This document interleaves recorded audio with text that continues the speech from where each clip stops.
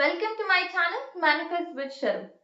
So ಇವತ್ತಿನ ದಿನದ ನಮ್ಮ ಟಾಪಿಕ್ ಬಂದು ಮ್ಯಾನಿಫೆಸ್ಟೇಷನ್ ಪ್ರೊಸೀಜರ್ಸ್ಗಳಲ್ಲೇನೆ ಒಂದು ವೆರಿ ಇಂಪಾರ್ಟೆಂಟ್ ಅಥವಾ ವೆರಿ ಪವರ್ಫುಲ್ ಟೆಕ್ನಿಕ್ ಅಂತ ಹೇಳಲ್ಪಡುವಂತಹ 3D ವಿಜುವಲೈಸೇಷನ್. ಏನಿದು ಮೇಡಮ್ 3D ವಿಜುವಲೈಸೇಷನ್, ಹೇಗೆ ವರ್ಕ್ ಆಗುತ್ತೆ, ಯಾಕೆ ನಾನು ಇದನ್ನೆಲ್ಲ ಮಾಡಬೇಕು? ನಾನು ಇದನ್ನ ನಿಮ್ಗೆ ಇವತ್ತು ಹೇಳ್ಕೊಡ್ತೀನಿ. ನಾನು ಯಾವಾಗಲೂ ಕೂಡ ಹೇಳ್ತಾ ಇರ್ತೀನಿ, ನಿಮ್ಗೆ ಏನ್ ಬೇಕು ಅದರ ಮೇಲೆ ಮ್ಯಾನಿಫೆಸ್ಟೇಷನ್ ವರ್ಕ್ ಆಗೋದಿಲ್ಲ, ಬದಲಿಗೆ ನೀವು ಯಾವ ರೀತಿಯಾಗಿ ಫೀಲ್ ಮಾಡ್ಕೊಂತೀರಾ ಅದರ ಮೇಲೆ ಮ್ಯಾನಿಫೆಸ್ಟೇಷನ್ ವರ್ಕ್ ಆಗುತ್ತೆ ಅಂತ. ಸೊ ಯಾರೆಲ್ಲ ಬಿಗಿನರ್ ಇದ್ದೀರಾ, ನಾನು ಇದೇ ಮೊದಲನೇ ಬಾರಿಗೆ ಮ್ಯಾನಿಫೆಸ್ಟೇಷನ್ ಪ್ರೊಸೀಜರ್ ಅನ್ನ ಫಾಲೋ ಮಾಡ್ತಾ ಇದ್ದೀನಿ ಮೇಡಮ್ ಅಂತೀರಾ, ನಿಮಗೆಲ್ರಿಗೂ ಕೂಡ ಈ 3D ವಿಜುವಲೈಸೇಷನ್ ತುಂಬಾ ಸಹಾಯಕಾರಿ ಆಗಿರುತ್ತೆ.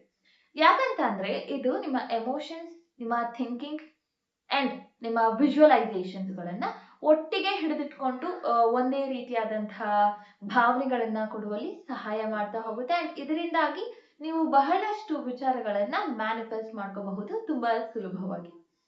ಹೇಗೆ ಎಕ್ಸಾಕ್ಟ್ಲಿ ಇದು ವರ್ಕ್ ಆಗುತ್ತೆ ಅಂತ ಅಂದ್ರೆ, it blends with imagination and ನಿಮ್ಮ ಸೌಂಡ್ ಇರಬಹುದು, ನಿಮ್ಮ ಫೀಲಿಂಗ್ಸ್ ಇರಬಹುದು ಅಂಡ್ ನಿಮ್ಮ ಮೂಮೆಂಟ್ಸ್ ಇರಬಹುದು ಅಥವಾ ನಿಮ್ಮ ಎಮೋಷನ್ಸ್ ಇರಬಹುದು, ಎಲ್ಲದರ ಜೊತೆಗೂ ಕೂಡ ಬ್ಲೆಂಡ್ ಆಗಿ ವಿಜುವಲೈಸೇಷನ್ ವರ್ಕ್ ಆಗುತ್ತೆ.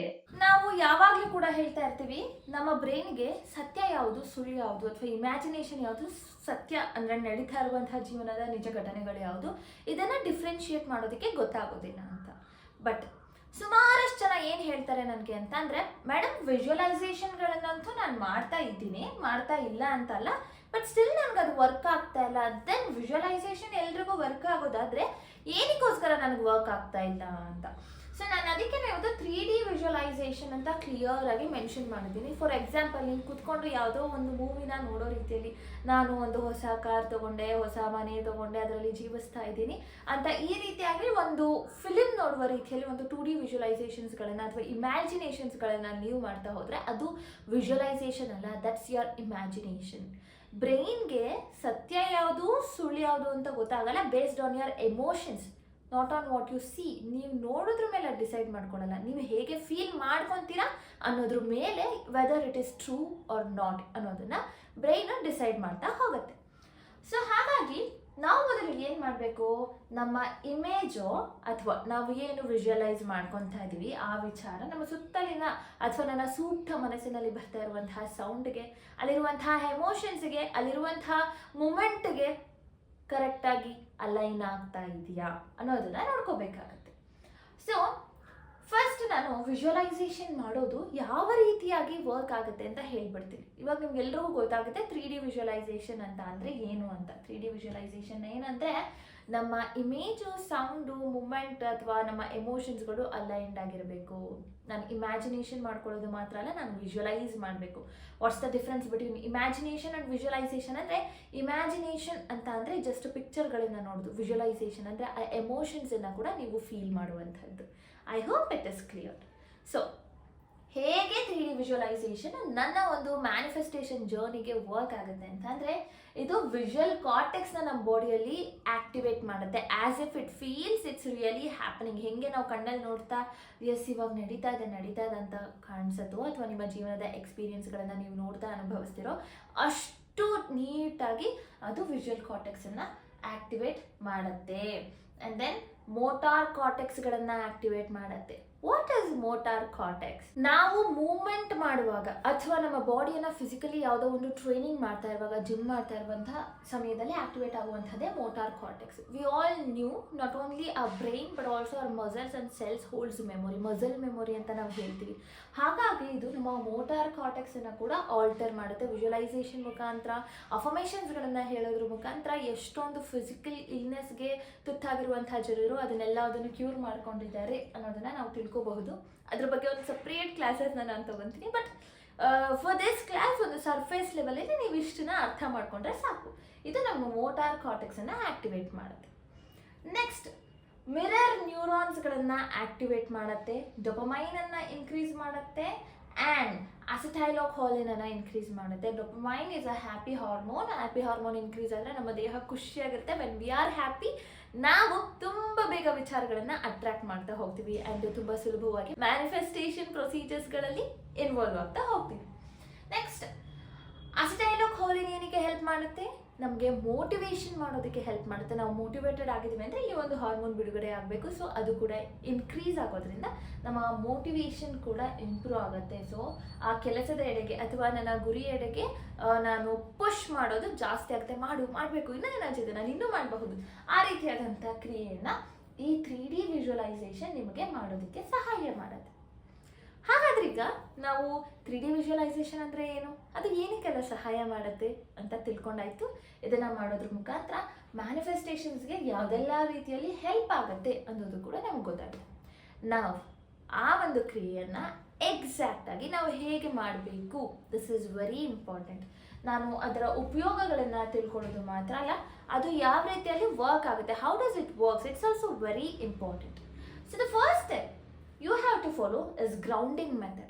You should ground yourself. How to ground ourselves? What do you mean by grounding ourselves? This is the most asked question. ನೀವು ಗ್ರೌಂಡಿಂಗ್ ಮಾಡ್ಕೊಂಡು ಅಂದಾಗ ಮೇಡಮ್ ಗ್ರೌಂಡಿಂಗ್ ಅಂದರೆ ಏನು, what you mean by grounding ಅಂತ ಕೇಳ್ತಾರೆ. So grounding ಅಂತ ಅಂದರೆ ಏನಿಲ್ಲ, ನನ್ನನ್ನು ನಾನು ಕಾಮಾಗಿ ಇಟ್ಕೊಳ್ಳೋದು, ಅಥವಾ ಒಂದು ಸರ್ಫೇಸ್ ಲೆವೆಲಲ್ಲಿ ತುಂಬ ಹೈಯಾಗಿ ಖುಷಿನೂ ಇಲ್ಲ, ತುಂಬ ಲೋ ಆಗಿ ಬೇಜಾರು ಇಲ್ಲ, ಈ ಥರದ ಒಂದು ಮಿಡಲ್ ಸ್ಟೇಟಲ್ಲಿ ಇರುವಂಥದ್ದನ್ನೇ ನಾವು ಗ್ರೌಂಡಿಂಗ್ ಎಮೋಷನ್ಸ್ ಅಥವಾ ಗ್ರೌಂಡೆಡ್ ಸ್ಟೇಟ್ ಅಂತ ಕರಿತೀವಿ. ಈ ಒಂದು ಸ್ಟೇಟಲ್ಲಿ ಮನುಷ್ಯ ಅತಿರೇಕವಾಗಿ ಯಾವುದಕ್ಕೂ ಕೂಡ ರೆಸ್ಪಾಂಡ್ ಮಾಡೋದಿಲ್ಲ. I hope it is clear. ಹೇಗೆ ಮೇಡಮ್ ಅಂಥ ಸ್ಥಿತಿಗೆ ನಮ್ಮನ್ನು ನಾವು ತಗೊಂಡು ಹೋಗೋದು ಅಂತ ಅಂದರೆ, ಫಸ್ಟ್ ಕಾಮಾಗಿ ಕೂತ್ಕೊಳ್ಳಿ and then take a deep breath and then exhale. Take a deep breath and exhale. ಈ ಥರ ಒಂದು 5 ಸಲ ಮಾಡಿ. ಆ್ಯಂಡ್ ದೆನ್ ನಿಮ್ಮ ಮನಸ್ಸು ಯಾವುದೇ ಆಲೋಚನೆಗಳಿಗೆ ಹೋಗದೇ ಇರೋ ರೀತಿ ನಿಮಗೆ ಯಾವ ವಿಚಾರವನ್ನು ಮ್ಯಾನಿಫೆಸ್ಟ್ ಮಾಡಬೇಕು ಅಂದ್ಕೊಂಡಿರುತ್ತೋ ಆ ಪಿಕ್ಚರ್ಸ್ಗಳು ನನ್ನ ಕಣ್ಮುಂದೆ ಬರ್ತಾ ಇದ್ದಾವೆ ಅನ್ನುವಂಥ ರೀತಿಯಲ್ಲಿ ಬ್ರೀತಿಂಗ್ ಟೆಕ್ನಿಕನ್ನು ಮಾಡಬೇಕಾಗತ್ತೆ. ನೆಕ್ಸ್ಟ್ 2ನೇ step enter neutral. So what is this? Grounding and neutral state ಎರಡು ಒಂದೇನಾ? Yes of course, but quite difference ಇರುತ್ತೆ. ಗ್ರೌಂಡಿಂಗ್ ಸ್ಟೇಟ್ ಅಂದರೆ ನನ್ನ ಮನಸ್ಸನ್ನು ಕಾಮಾಗಿ ಇಟ್ಕೊಳ್ಳೋದು, ವಿಚಲಿತ ಆಗದೇ ಇರುವಂಥ ರೀತಿಯಲ್ಲಿ ನೋಡ್ಕೊಳ್ಳೋದು. ನ್ಯೂಟ್ರಲ್ ಸ್ಟೇಟ್ ಅಂತ ಅಂದರೆ ಈ ಒಂದು ವಿಚಾರ ಆಗಲಿ ಅಥವಾ ಆಗದೇ ಇರಲಿ ನಾನು ಹೀಗೇ ಇರ್ತೀನಿ ಅನ್ನುವಂತಹ ಮನೋಭಾವವನ್ನು ತಲುಪೋದು ನಮ್ಮ ನ್ಯೂಟ್ರಲ್ ಸ್ಟೇಟ್ ಅಂತ ಹೇಳ್ತೀವಿ. ನಾನು ಯಾವಾಗಲೂ ಹೇಳ್ತಾ ಇರ್ತೀನಿ ನನ್ನ ಸ್ಟೂಡೆಂಟ್ಸ್ಗೆ, ಒಂದು ಆಟ ಥರ ಕನ್ಸಿಡರ್ ಮಾಡಿ. ನಿಮ್ಮ ಜೀವನವನ್ನಾಗಿರಬಹುದು ಅಥವಾ ವಿಜುವಲೈಸೇಷನ್ಸ್ಗಳನ್ನಾಗಿರಬಹುದು, ಮ್ಯಾನಿಫೆಸ್ಟೇಷನ್ ಟೆಕ್ನಿಕ್ಸ್ಗಳಾಗಿರಬಹುದು ಅಥವಾ ಒಂದು ರಿಸಲ್ಟ್ಸ್ಗಳಾಗಿರಬಹುದು, ಗೇಮ್ ಥರ ತೊಗೋಬೇಕು. You should have a sportsmanship. ಒಂದು ಅಥ್ಲೀಟ್ ಇರಬೇಕು ನಮ್ಮೊಳಗಡೆ. Whether I win or lose, but I put my 100% of efforts. So Krishna ಕೂಡ ಭಗವದ್ಗೀತೆಯಲ್ಲಿ ಇದನ್ನೇ ಹೇಳಿರೋದು, ನಿನ್ನ ಕರ್ಮವನ್ನು ನೀನು ಕರೆಕ್ಟಾಗಿ ಮಾಡು, ಫಲಾನುಫಲನ ದೇವರಿಗೆ ಬಿಟ್ಬಿಡು ಅಂತ. ಸೊ ಈ ನ್ಯೂಟ್ರಲ್ ಸ್ಟೇಟಿಗೆ ನೀವು ಎಂಟರ್ ಆಗಬೇಕು ಅಂತ ಅಂದರೆ you should consider this process as a game. Because ಒಬ್ಬ ಮನುಷ್ಯ ಅವನು ಗಮನವಿಲ್ದಿರ ಕೆಲಸ ಮಾಡಬಹುದು, ಗಮನ ಕೊಡ್ದಿರ ಮದುವೆನೂ ಆಗಬಹುದು, ಗಮನ ಕೊಡ್ದಿರ ಅಥವಾ ತುಂಬ 100% ಇನ್ವಾಲ್ವ್ ಆಗ್ದಿರ ಸಂಸಾರ ಕೂಡ ಮಾಡ್ತಾ ಇರಬಹುದು, ಜೀವನವನ್ನು ಕೂಡ ನಡೆಸ್ತಾ ಇರಬಹುದು, ಊಟ ಮಾಡ್ಬೋದು, ಟಿ ವಿ ನೋಡ್ಬೋದು, ಫೋನ್ ನೋಡಬಹುದು, ಏನೇ ಮಾಡಬಹುದು. ಆದರೆ ಯು ಕ್ಯಾನ್ ಪ್ಲೇ. ಹೌದಾ? ಐ ಹೋಪ್ ನಿಮ್ಗೆಲ್ರಿಗೂ ಅರ್ಥ ಆಗ್ತದೆ ಯಾಕೆ ನಾನು ಪ್ಲೇ ಮಾಡಬೇಕು ಅಂದರೆ ಆಟದ ರೀತಿಯಲ್ಲಿ ಕನ್ಸಿಡರ್ ಮಾಡಬೇಕು ಅಂತ ಹೇಳ್ತಾ ಇದ್ದೀನಿ ಅಂತ. When you are playing, your 100% concentration is on that particular event. 100% concentration. ಒಂದು ಚೌಕಾಬಾರ ಆಡಲಿ ಅಥವಾ ಕುಂಟೆಬಿಲ್ಲೆ ಆಡಲಿ ಅಥವಾ ದೊಡ್ಡ ಟೂರ್ನಮೆಂಟಲ್ಲಿ ಪಾರ್ಟಿಸಿಪೇಟ್ ಮಾಡ್ತಾ ಇರಲಿ, 100% ಕಾನ್ಸಂಟ್ರೇಷನ್ ನಮ್ಮದು ಎಲ್ಲಿರುತ್ತೆ ಆ ಆಟದ ಮೇಲೇ ಇರುತ್ತೆ. ಹಾಗಾಗಿ ಪ್ರತಿಯೊಂದೂ ಕೂಡ ನಾವು ಆಟದ ರೀತಿಯಲ್ಲಿ ತಗೋಬೇಕು. When you are very serious you can do anything. So consider this procedure as a game. Not only this, for this purpose any procedures or any technique na ನೀವು ಗೇಮ್ ಥರ ತಗೊಂಡು ಆಟ ಆಡಬೇಕು.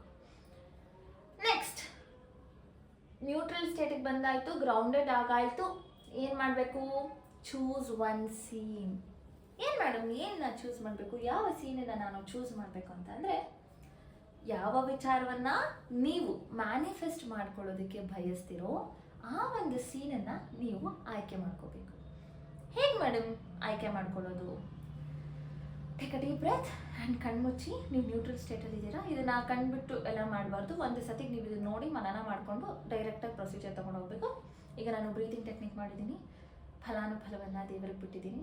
ನಾನು ನನ್ನ ಒಂದು ಕೆಲಸವನ್ನು 100% ಶ್ರದ್ಧೆಯಿಂದ ಮಾಡ್ತೀನಪ್ಪ, ನಿನಗೆ ಎಲ್ಲನೂ ಬಿಟ್ಬಿಟ್ಟಿದ್ದೀನಿ ಶಿವ ಅಥವಾ ಭೈರವ, ಆಂಜನೇಯ, ನೀವು ಯಾವ ದೇವರನ್ನ ಪೂಜೆ ಮಾಡ್ತೀರಾ ಅವ್ರಿಗೆ, ನಾನು ಬಿಟ್ಬಿಟ್ಟಿದ್ದೀನಿ ರಾಘವೇಂದ್ರ, ನೀನೇ ನೋಡ್ಕೊ ಅಂತ ಹೇಳ್ಬಿಟ್ಟು ಕಣ್ಮುಚ್ಕೊಬೇಕು. ನನಗಿವತ್ತು ಏನು ಬೇಕು, ತುಂಬ ನನ್ನ ಜೀವನದಲ್ಲಿ ತುಂಬ ದಿನದಿಂದ ನಾನು ಆಸೆ ಪಡ್ತಾ ಇರುವಂಥ ವಿಚಾರ ಏನು, ಇದರಲ್ಲಿ ಡಿಫ್ರೆನ್ಷಿಯೇಟ್ ಮಾಡ್ಕೊಬೇಕು.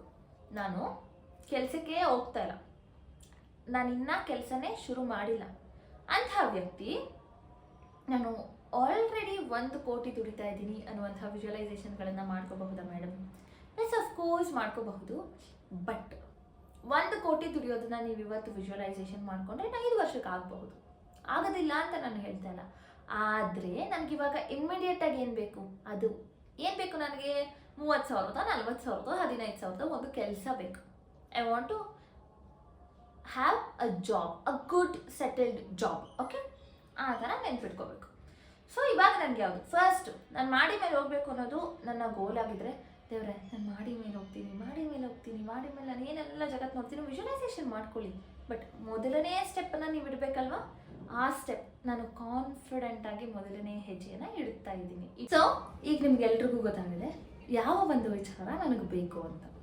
ಈಗ ಈ 3D ವಿಜುವಲೈಸೇಷನ್ ಪ್ರಾಸೆಸನ್ನು ನಾನು as if doing a meditation in a live class ಆ ಥರದಲ್ಲಿ ನಿಮಗೆ ಎಕ್ಸ್ಪ್ಲೇನ್ ಮಾಡ್ತಾ ಹೋಗ್ತೀನಿ.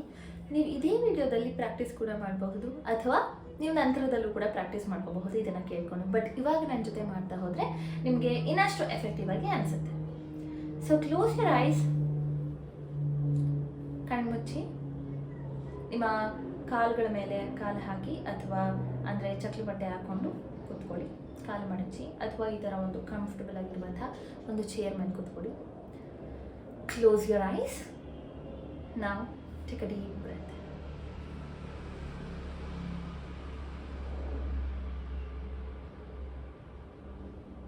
Exhale it slowly. ಉಸಿರಾಟವನ್ನು ಆಡುವಾಗ ನಿಮ್ಮ ಕೈಗಳು ಈ ರೀತಿಯಾಗಿ ತೊಡೆ ಮೇಲೆ ಇಟ್ಕೊಂಡಿರೋದು ಬಹಳ ಮುಖ್ಯವಾಗುತ್ತೆ. ಅಂದರೆ ಮೇಲ್ಮುಖವಾಗಿರಬೇಕು, as if you are receiving that energy from the universe. And take a deep breath. Exhale it slowly. ಈಗ ನಿಧಾನವಾಗಿ ನಿಮ್ಮ ದೇಹ ಕಾಮ್ ಆಗ್ತಾ ಇದೆ, ನಿಮ್ಮ ಭುಜಗಳು ರಿಲ್ಯಾಕ್ಸ್ಡ್ ಆಗಿದ್ದಾವೆ, ನಿಮ್ಮ ತಲೆಯಲ್ಲಿರುವಂತಹ ಆಲೋಚನೆಗಳೆಲ್ಲ ಹೊರ ಹೋಗಿ ಬ್ರೈನ್ ಇರಬಹುದು, ನಿಮ್ಮ ಕಣ್ಣುಗಳಿರಬಹುದು, ಅಥವಾ ನಿಮ್ಮ ಗಂಟಲಿನ ಭಾಗ ಇರಬಹುದು, ಪ್ರತಿಯೊಂದು ಕೂಡ ರಿಲ್ಯಾಕ್ಸ್ಡ್ ಆಗಿದೆ. ನಾವು ಇಮ್ಯಾಜಿನ್ ನಿಮ್ಮ ಭುಜಗಳು, ನಿಮ್ಮ ಬೆನ್ನು ಮೂಳೆ ಪ್ರತಿಯೊಂದು ಕೂಡ ರಿಲ್ಯಾಕ್ಸ್ಡ್ ಆಗಿದೆ. ಆ್ಯಂಡ್ ನಿಮ್ಮ ಬೆನ್ನು ಮೂಳೆ ನೇರವಾಗಿದೆ, ಸ್ಟ್ರೈಟಾಗಿ ಕೂತಿದ್ದೀರಾ. ನಿಮ್ಮ ಕೈ ಮೇಲ್ಭಾಗವಾಗಿದೆ, ನಿಮ್ಮ ಕಾಲುಗಳಿರಬಹುದು, ಸೊಂಟದ ಭಾಗ ಇರಬಹುದು, ಹಿಪ್ ರೀಜನ್, ಹೊಟ್ಟೆಯ ಭಾಗ ರಿಲ್ಯಾಕ್ಸ್ಡ್ ಆಗಿದೆ. ನಿಮ್ಮ ಕಾಲುಗಳು ರಿಲ್ಯಾಕ್ಸ್ಡ್ ಆಗಿದ್ದಾವೆ. ರಕ್ತ ಸಂಚಲನವನ್ನು ನೀವು ತುಂಬ ಚೆನ್ನಾಗಿ ಅಬ್ಸರ್ವ್ ಮಾಡಬಹುದು.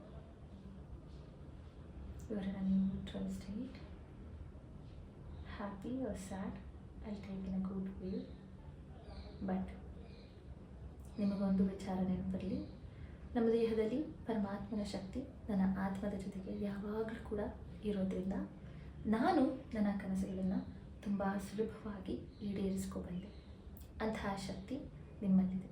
ಯಾರೆಲ್ಲ ನಮ್ಮ ಸುತ್ತಮುತ್ತ ಒಳ್ಳೆಯವರು ಕೆಟ್ಟವರು ಯಾರೆಲ್ಲ ಇರಲಿ, ಆದರೆ ನಾನು ನನ್ನ ದಿವ್ಯವಾದಂತಹ ಶಕ್ತಿಯನ್ನು ಇವತ್ತಿನಿಂದ ಉಪಯೋಗಿಸ್ತೇನೆ. ನನ್ನೊಳಗಡೆ ಇರುವಂತಹ ಆತ್ಮಶಕ್ತಿಯನ್ನು ನಾನು ಉಪಯೋಗಿಸ್ಕೊಂಡು ನನಗೆ ಬೇಕಾಗುವಂತಹ ಎಲ್ಲ ಕನಸಿನ ಜೀವನವನ್ನು ನಾನು ಸಕಾರಾತ್ಮಕವಾಗಿ ತಗೊಳ್ಳೋದಕ್ಕೆ ಸಿದ್ಧನಿದ್ದೇನೆ.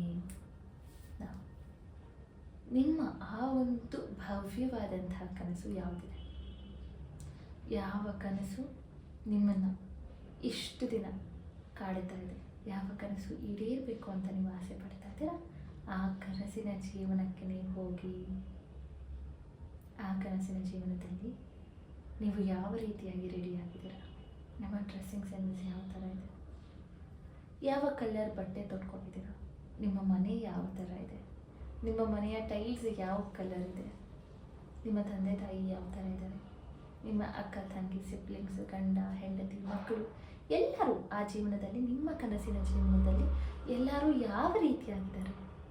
ಎಲ್ಲರೂ ಖುಷಿಯಾಗಿದ್ದಾರೆ, ನೀವು ಖುಷಿಯಾಗಿದ್ದೀರಾ? ಪ್ರಬುದ್ಧತೆಯಿಂದ ನಿಮ್ಮ ಜೀವನವನ್ನು ನಡೆಸ್ತಾ ಇದ್ದೀರಾ.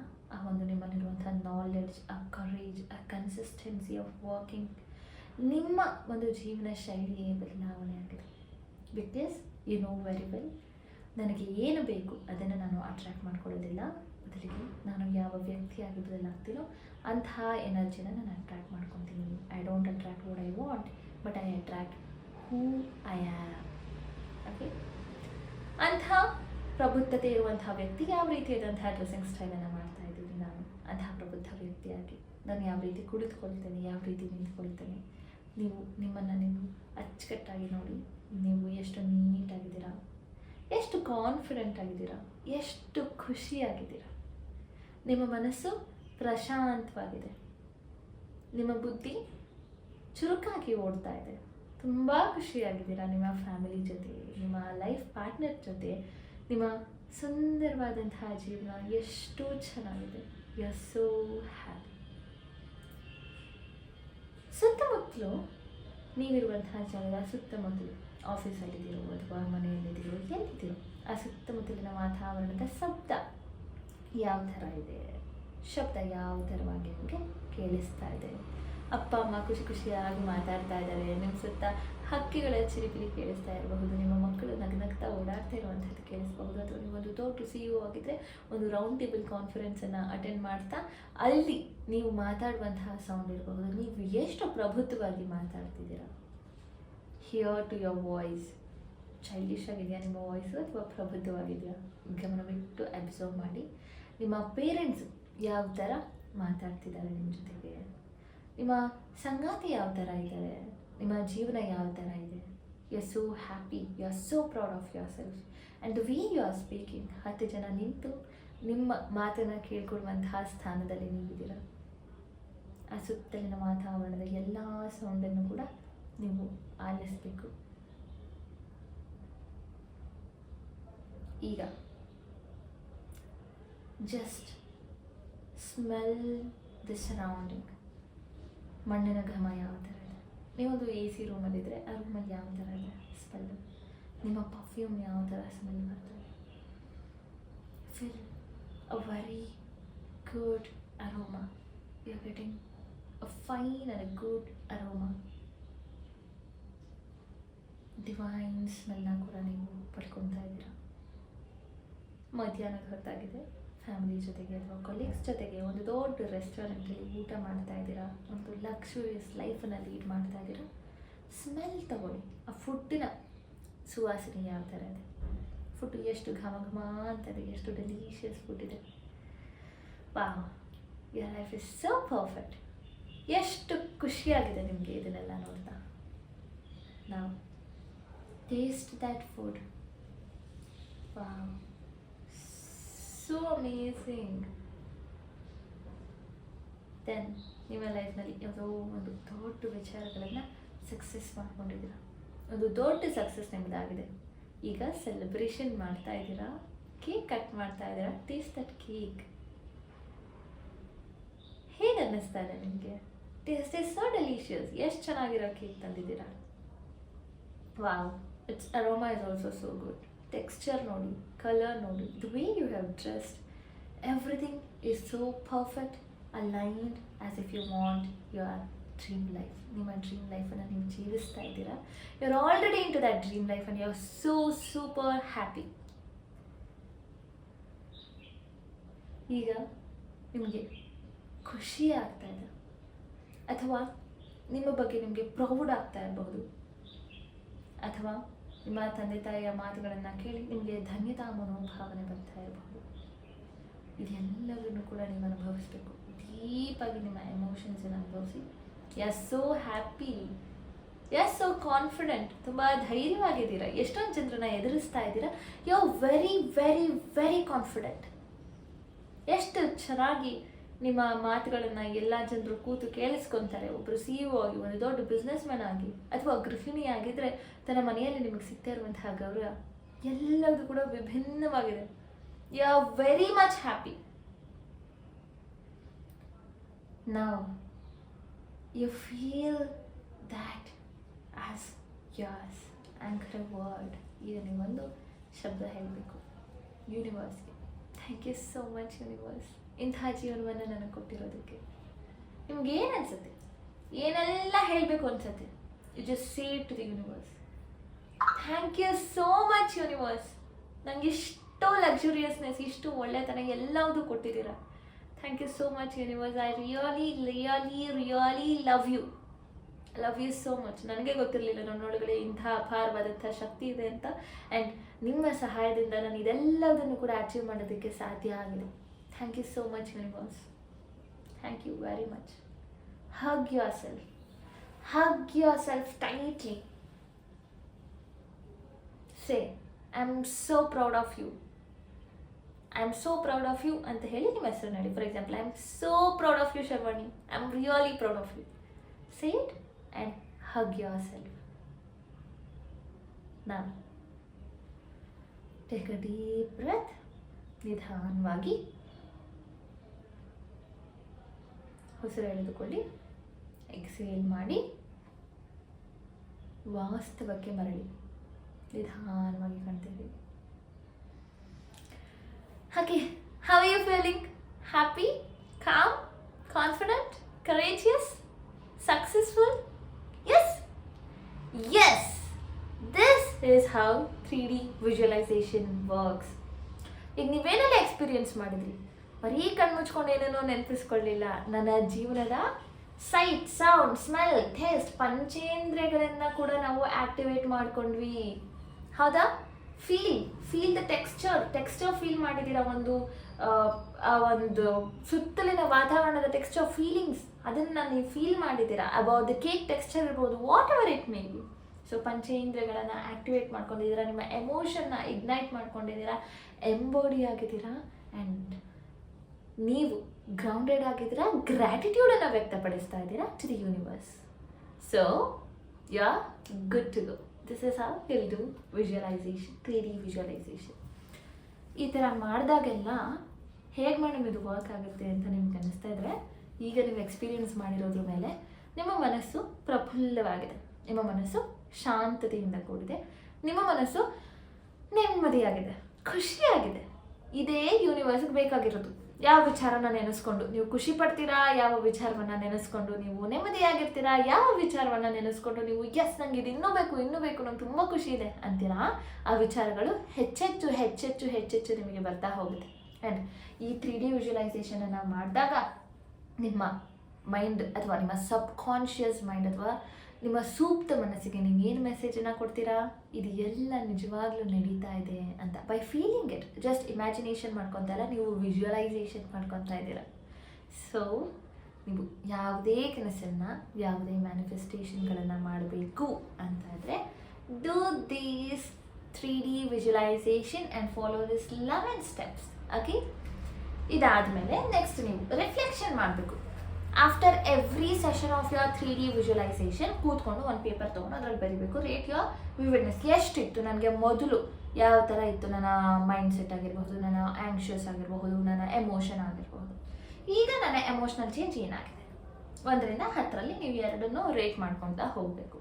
ಆ್ಯಂಡ್ 21 ದಿನಗಳ ಕಾಲ ಈ 3D ವಿಜುವಲೈಸೇಷನನ್ನು ವಿತೌಟ್ ಅ ಮಿಸ್ ಟ್ರೈ ಮಾಡಿದ್ರೆ, you can see a very good, tremendous change in your life. So I hope this video helped you all to do the visualization technique. ಇದೇ ಥರ ಇನ್ನಷ್ಟು ಮತ್ತಷ್ಟು ಮ್ಯಾನಿಫೆಸ್ಟೇಷನ್ ಟೆಕ್ನಿಕ್ಗಳನ್ನು ಸೈಂಟಿಫಿಕ್ ಆಗಿ ಕಲಿಬೇಕು and experience ಮಾಡಬೇಕು. Just ನಾನು ಏನನ್ನೋ ಹೇಳಿ ನೀವು ಬರೀರಿ ಅಂತಲ್ಲ, ನೀವು ಇದೇ ವಿಡಿಯೋದಲ್ಲಿ ಎಕ್ಸ್ಪೀರಿಯನ್ಸ್ ಮಾಡ್ತಾ ಕಲಿಸ್ತಾ ಹೋಗ್ತೀನಿ. ಸೊ ಇಂಥದ್ದನ್ನು ಇನ್ನಷ್ಟು ಕಲಿಬೇಕು ಅಂತ ನಿಮಗೆ ಆಸೆ ಆಗ್ತಾ ಇದ್ರೆ, ಮ್ಯಾನಿಫೆಸ್ಟ್ ಬೈ ಶರು ಅನ್ನುವಂತಹ ಇನ್ಸ್ಟಾಗ್ರಾಮ್ ಅಕೌಂಟ್ ಇರ್ಬೋದು ಆ್ಯಂಡ್ ನನ್ನ ಯೂಟ್ಯೂಬ್ ಅಕೌಂಟ್ ಇರ್ಬೋದು, ಎರಡನ್ನೂ ಕೂಡ ಫಾಲೋ ಮಾಡಿ, ಸಬ್ಸ್ಕ್ರೈಬ್ ಮಾಡಿ ಆ್ಯಂಡ್ ನಿಮ್ಮ ಫ್ರೆಂಡ್ಸ್ ಆ್ಯಂಡ್ ಫ್ಯಾಮಿಲಿಗೆ ಶೇರ್ ಮಾಡಿ. Okay, and if you want to learn more such things, you can join our 21 days manifestation classes, where ಇಂಥ ಎಷ್ಟೊಂದು ವಿಚಾರಗಳನ್ನು ಡೀಪಾಗಿ ನಿಮಗೆ ಕಲಿಸ್ತಾ ಹೋಗ್ತೀವಿ. Okay, all the very best. Bye bye, take care, love you all.